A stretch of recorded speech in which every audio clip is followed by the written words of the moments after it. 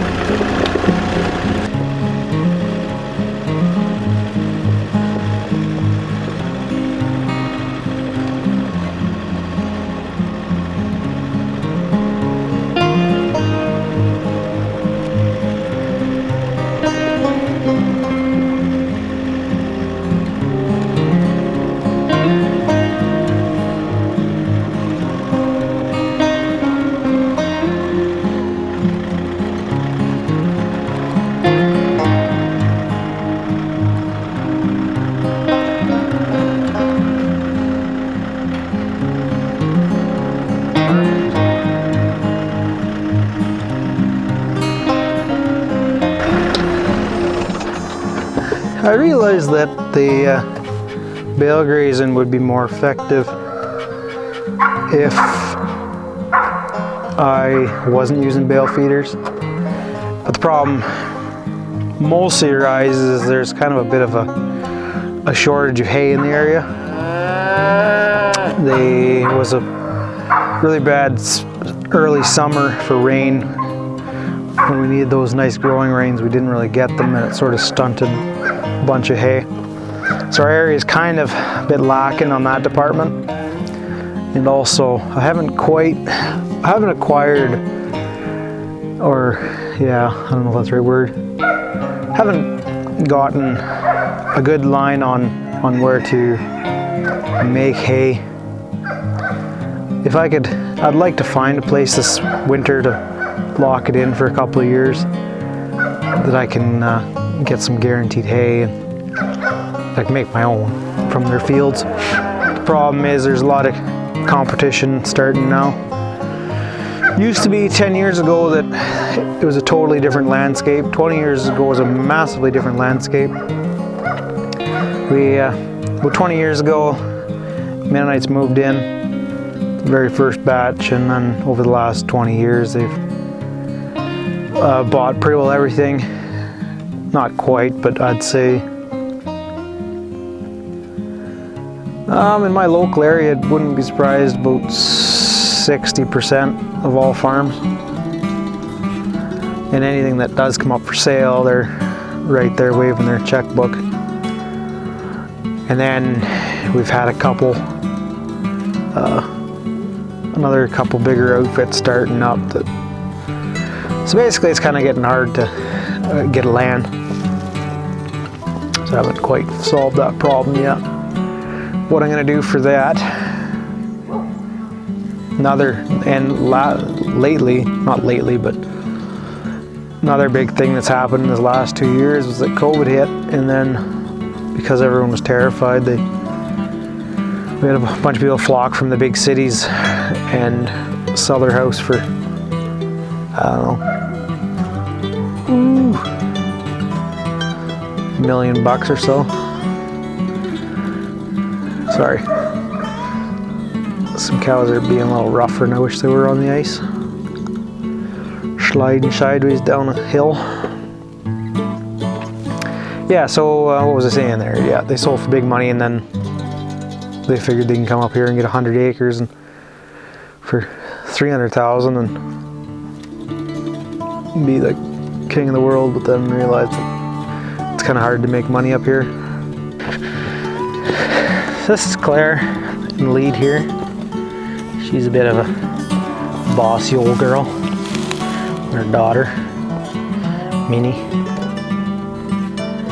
Hey, cutie. They're good cows. A little nervous, but oh well. Probably better be a little nervous than too friendly.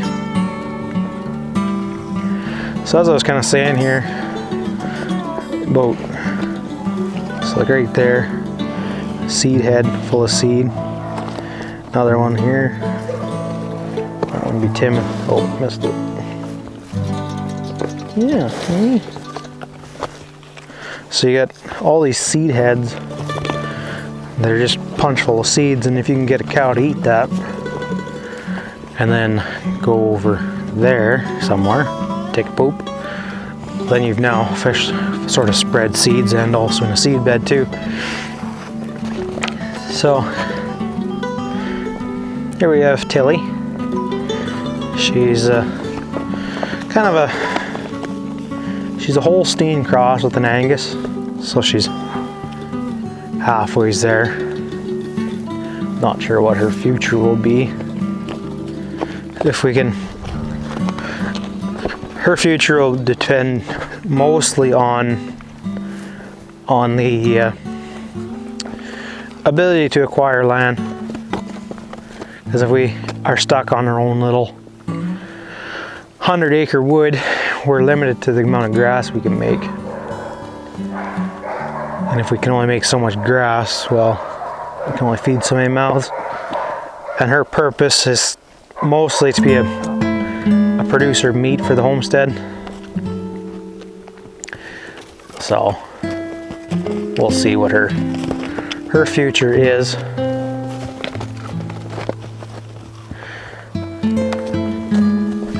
I'm 95% sure that this Clara, this is big girl here, that she's pregnant. But I honestly expected her to have calved by now. Yeah, she hasn't gone into heat, which is usually a good sign, but I don't know. The reason I wondered, like I never bred her. She ran with a little Dexter bull who is, oh, he might come up to, let's see, where's my finger? So the top of my finger, near her ear there, that's what Otali was. And he was run with her until about June for about 5-6 months. And after June, he was nipped. Like, his berries were picked, you might say. his grapes became raisins. Now he was a mature bull, so and this definitely was a possibility. However, if she was bred in the early months, which she must not have been, she would have had her calf from September through starting September, so 9 months later, in January. So I guess it's possible she'll have a calf in some of the worst weather we'll have, like February and January, March maybe. Hello, Tilly. Hey, sweetheart. Hi. Aren't you a beautiful girl? Come over and being friendly. I don't have anything for you, but appreciate your companionship.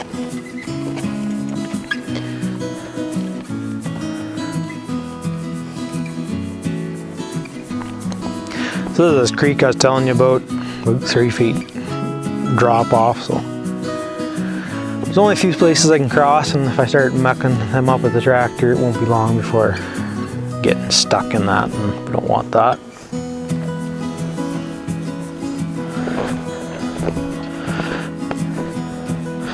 So I could have left this bale, or I could have left them without a bale for probably till this evening. Looking at it now, I probably should have, but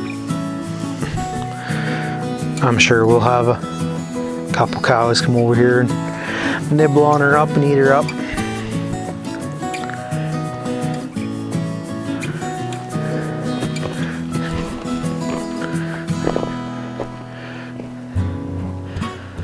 This is where the first bale was. Cow sleeping there. So here's a bit of the bale left over.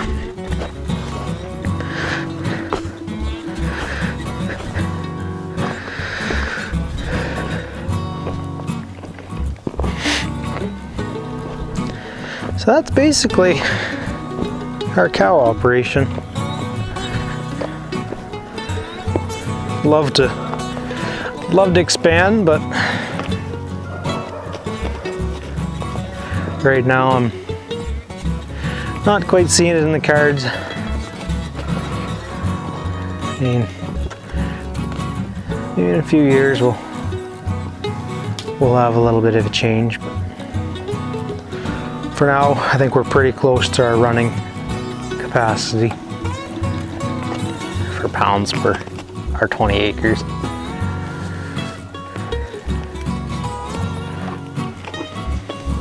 Hey Sheila.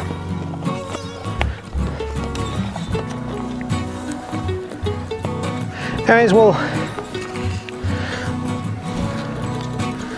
sign off now.